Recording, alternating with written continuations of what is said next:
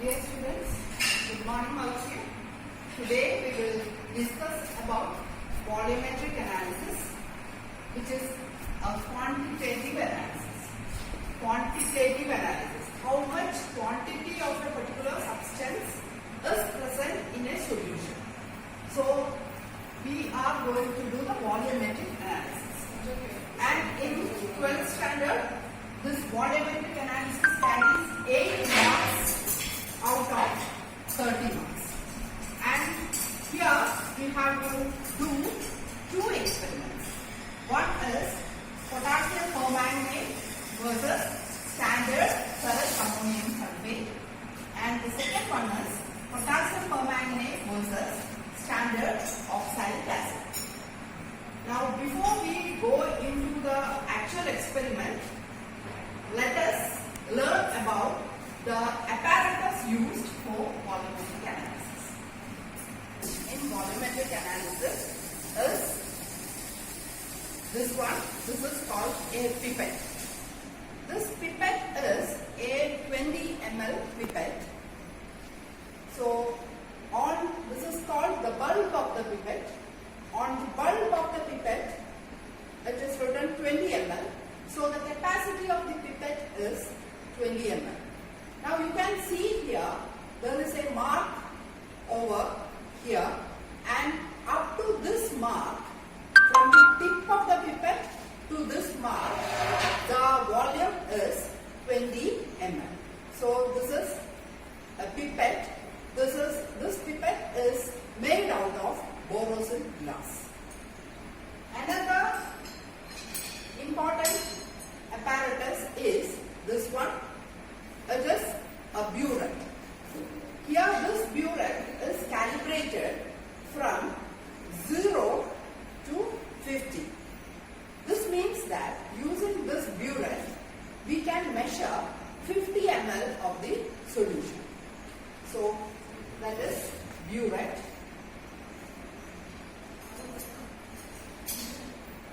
The third very important apparatus is a standard measuring flask, which is otherwise called a standard flask.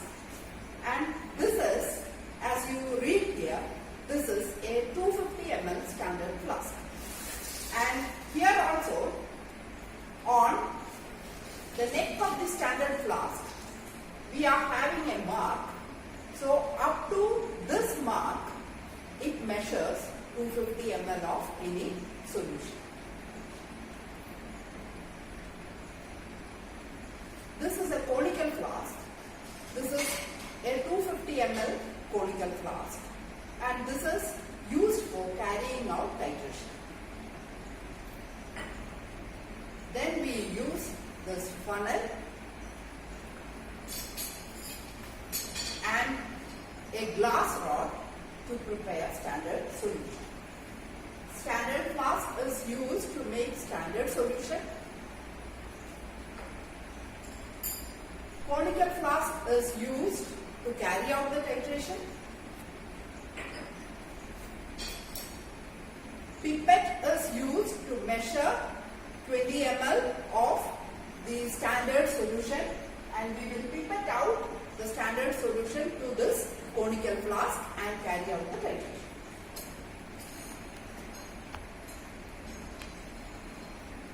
In the burette, we will take the potassium permanganate solution given.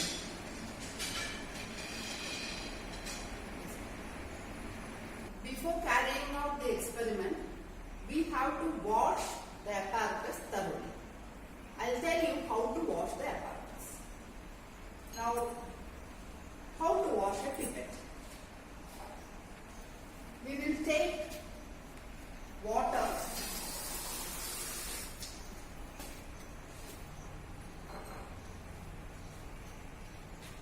Now the pipette is washed by filling the pipette first with tap water. So filling up of the pipette is done either by sucking it through mouth or using a sucking balloon. So since we don't have a sucking balloon, I am doing it by sucking with mouth. So I will suck it,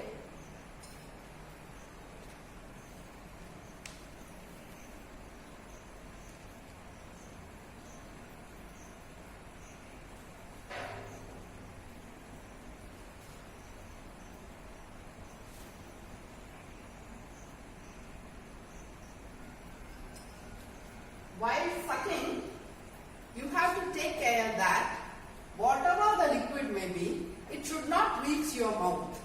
So, do it slowly.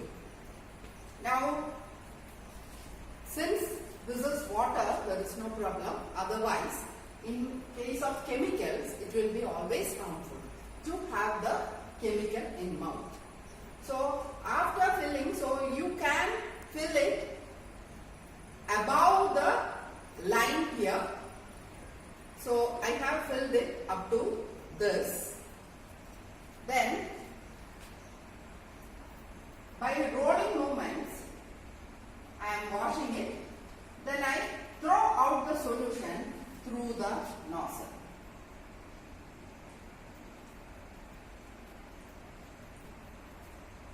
You should be patient enough to throw it through the nozzle. You should not pour it like this.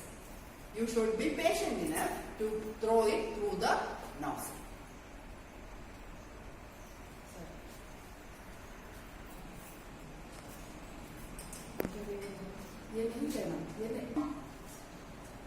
After washing with tap water, you have to fill the pipette with distilled water.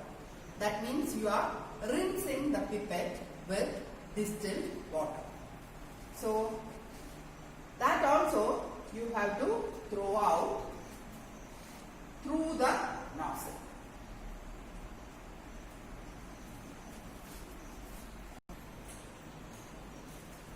Can you see the liquid level here? The liquid is making a concave surface here. Concave surface. We will be taking the lower part of the concave surface for measurements. It is called lower meniscus. So, we will be taking the lower meniscus. How I am holding the solution? How I should hold a pipette with a solution? I am closing the pipette not with my thumb, I am closing it with my first finger. You have to operate the pipette with your first finger like this. Is it coming closer? So, the solution is released. Now the solution is not going because I am closing it. Okay? So the common error students are making is they will always they close the pipette with the thumb, which is wrong. You have to close it with your first finger. Operate by the first finger.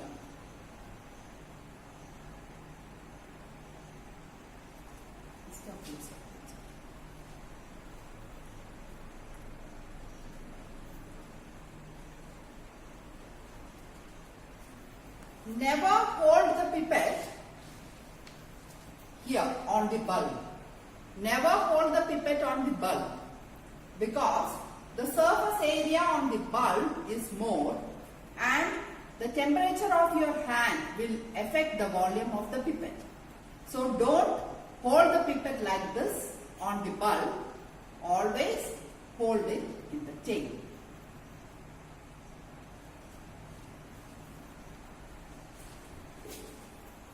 How to pipette out a solution? Now, by sucking, I have taken the solution in the pipette. As you can see, it is above this mark.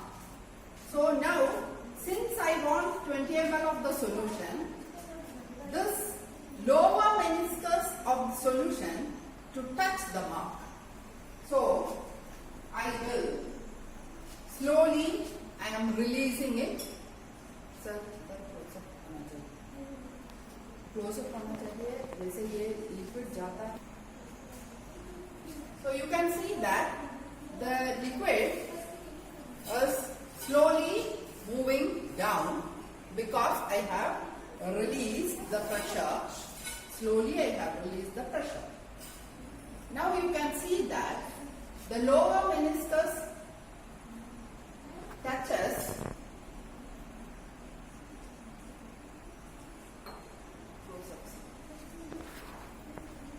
the lower meniscus of the solution touch up the line here. That means the solution I am having is exactly 20 ml. Now I will pipette out this solution to a clean conical flask. So I am releasing the solution through the nozzle like this.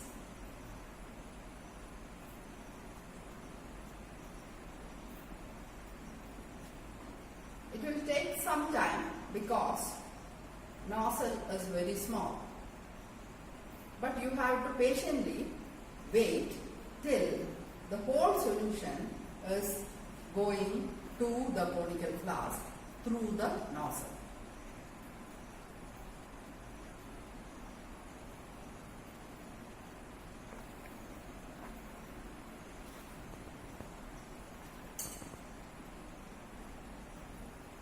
Now you see the last drop is there still at the end, at the tip. You should not blow it out. You should just touch the nozzle at the bottom of the conical flask like this. So whatever solution is there, it will go into the conical flask. So this is the right way of pipetting out a solution. Burette is first cleaned with tap water.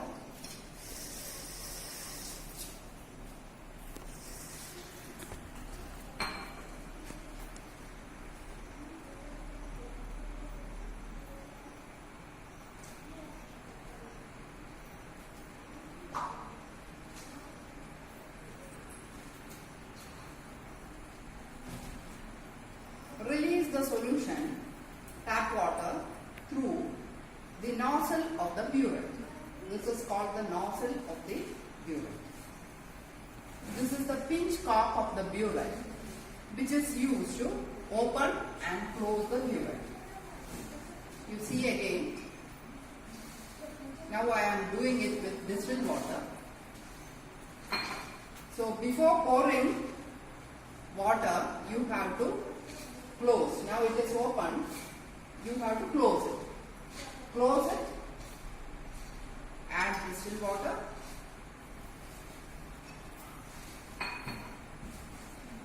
Rinse the burette with distilled water. Release the distilled water through the nozzle.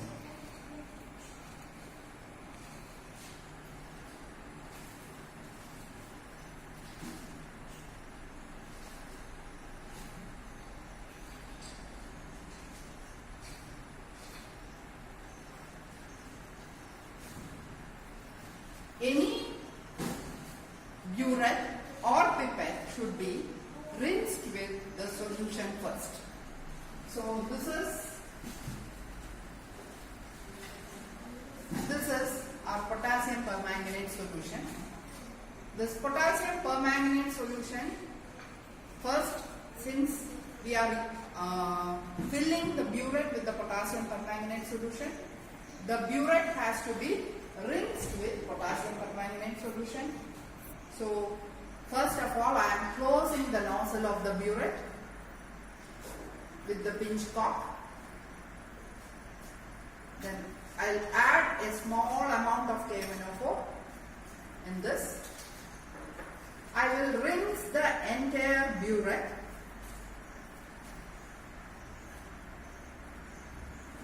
with KMnO4. Release the solution through the nozzle.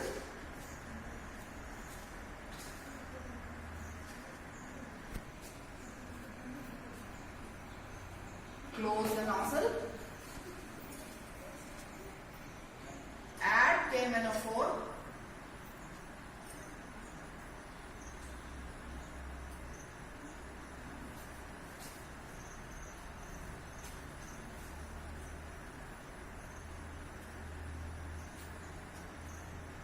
Now one common mistake we are always committing is we will forget to fill the nozzle.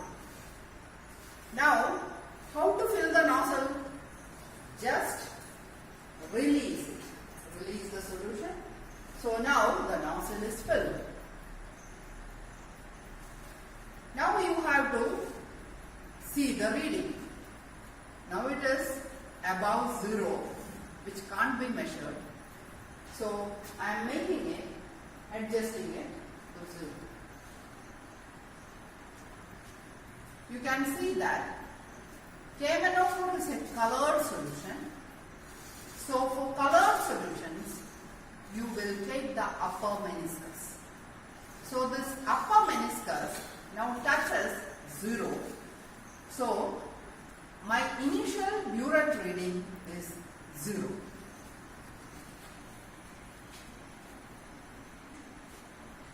Now after filling the burette, I will clamp the burette on a burette stand.